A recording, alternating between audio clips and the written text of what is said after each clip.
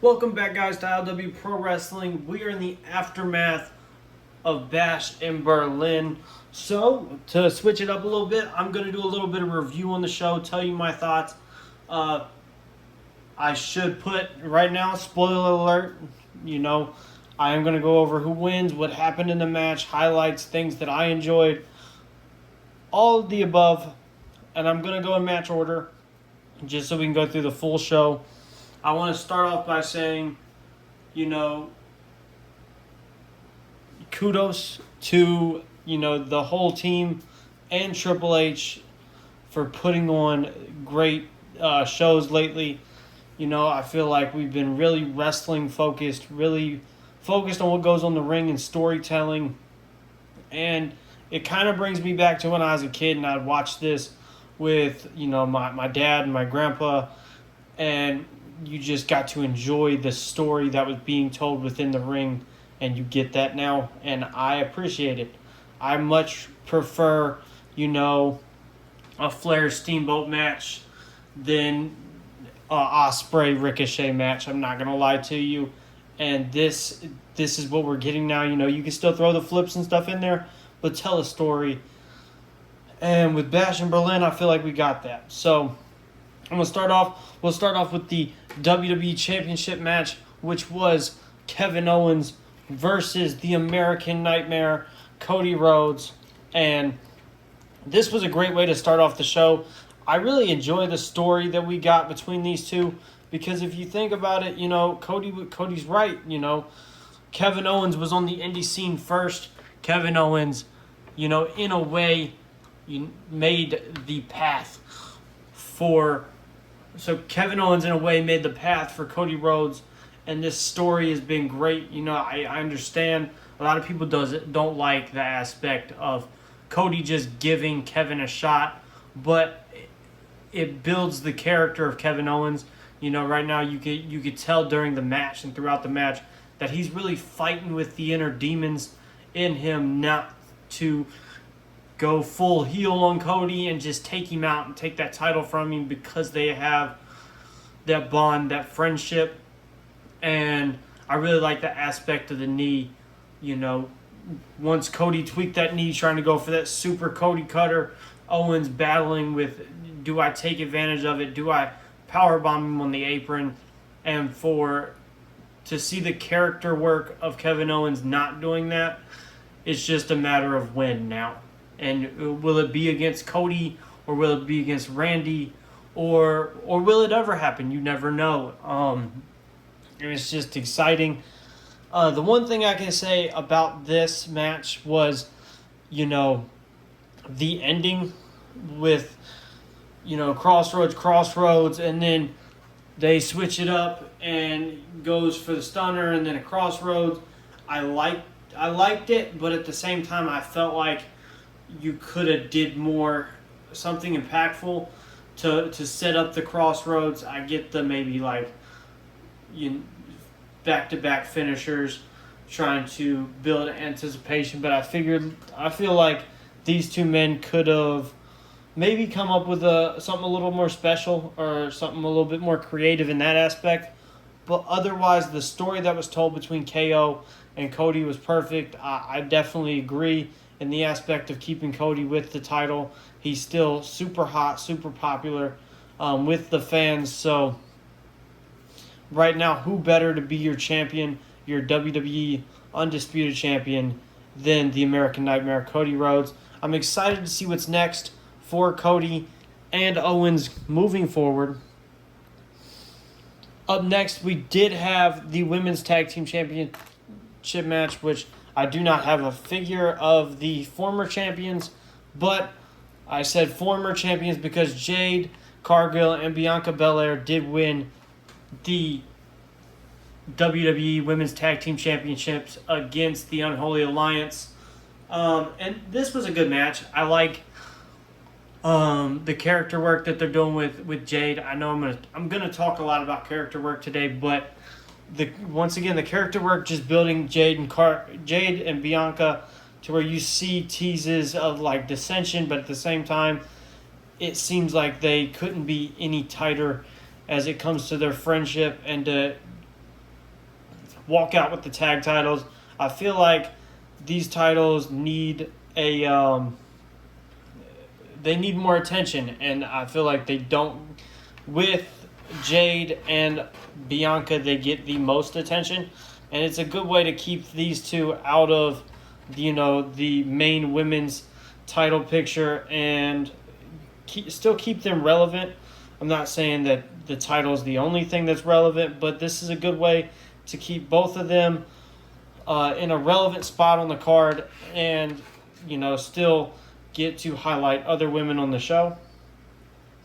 As the only women's match on the card other than the mixed tag team match, this was an exceptional showcase of the women's division. I really enjoyed the tag team tandem between, the Unholy Alliance. I feel like splitting down the ring, they did perfectly. It was a great tag team match as far as like that tag team psychology within the ring goes. I'm excited to see where we go with Jade and Bianca. I'm hoping it leads to a WrestleMania match between the two. Got my fingers crossed for that. But up next, this was probably my most anticipated match of the night. We had the best in the world, CM Punk taking on the Scottish Psychopath, Drew McIntyre. And boy, did it deliver. Right off the bat, Drew just attacked Punk. Whenever Punk was making his entrance, fighting all over the announce table, beating him with the strap before the bell even rang. And I feel like starting this match off with Drew just taking it to Punk made a lot of sense in the aspect of, if you think about it, Drew has been screwed over a lot by Punk, so for Drew to get his licks back in, I know that he just had the SummerSlam win, but I feel like the SummerSlam win was more to build up later a match between Punk and Rollins, and just a nice way to extend this rivalry longer. But in this match, you really got to see the hatred that Drew has for CM Punk, and Punk to get his win back when it comes to the SummerSlam match and that bracelet. I'm excited to see where this goes going into Bad Blood, especially with the talks of a potential Hell in the Cell match. I feel like if these two get the Cell match, it will absolutely tear the show down. Like I said, CM Punk with the victory. We got some cool spots. Punk bled. They went through tables. 4 GTSs followed by the, each touch of the turnbuckle was a great touch. I really enjoyed that. The Claymore from out of nowhere was nice, and then the Claymore big boot clash that the two did mid-match was pretty cool as well. A lot of great spots in this match, and you can just tell that these two really care about their sport, care about their story, and there is a potential for some real beef to be in there if there is any at all. Just excellent storytellers, and there's not enough good things I could say about this matchup. I'm really excited going forward. I think Punk, Drew, and then the rest of the team, Triple H, did a great job telling the story between these two. Super excited to see what's next for Drew McIntyre and CM Punk going forward. Up next, we did have, Dominic Mysterio and Liv Morgan. I don't have a Liv Morgan figure. And then Damian Priest and Rhea Ripley. Unfortunately, I also do not have a Rhea Ripley. But this match was everything you'd expect. Just back and forth shenanigans. Rhea trying to get her hands on Dominic while also fighting off Liv Morgan. Damian getting his hands on Dominic. And then you also had the extra added, variable of Carlito, JD McDonough, and Finn Balor getting involved. But as we all expected, Damian Priest, Rhea Ripley get the one-up on them. They kind of get, their revenge, so to speak. Rhea got her hands on Dominic. Damian Priest got his hands on Dominic. Rhea got to pin the women's champion, Liv Morgan. So you still have your chicken shit heels as they call them, Dominic Mysterio, Liv Morgan, running scared, along with Balor and the rest of the Judgment Day. Hopefully this leads to a Damian Priest-Finn Balor match, and then Rhea Ripley eventually taking back that Women's World Heavyweight Championship. Either way, I'm excited for that. There wasn't much to talk about here.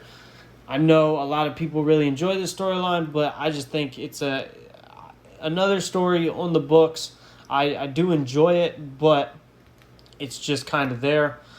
Another match I know that I was really excited for is the Ring General Gunther, the world's heavyweight champion, taking on the Viper Randy Orton. Now this is a rematch from the King of the Ring. As you know, at King of the Ring, Gunther kind of rolled up Orton. Orton's shoulders was not on the ground. So the Viper here gets his kind of rematch to try to get back at Gunther for taking the King of the Ring crown from him. And this whole match was incredible.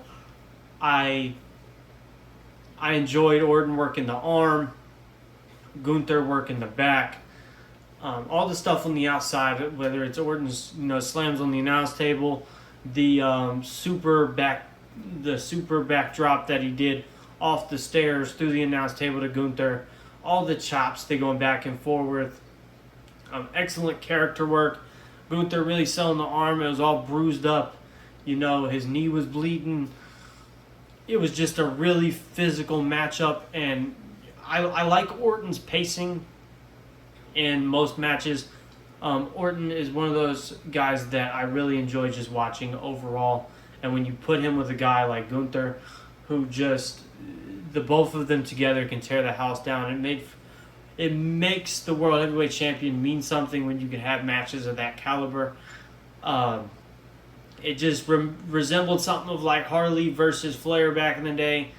I know I'm going to get some hate for that one, but guys, if you're looking for a modern day classic, go watch Gunther versus Randy Orton. And I'll be honest with you, I think this beats Bryan Danielson versus Swerve Strickland any day of the week. I see where stories were told in that aspect. Swerve and Bryan did an excellent job.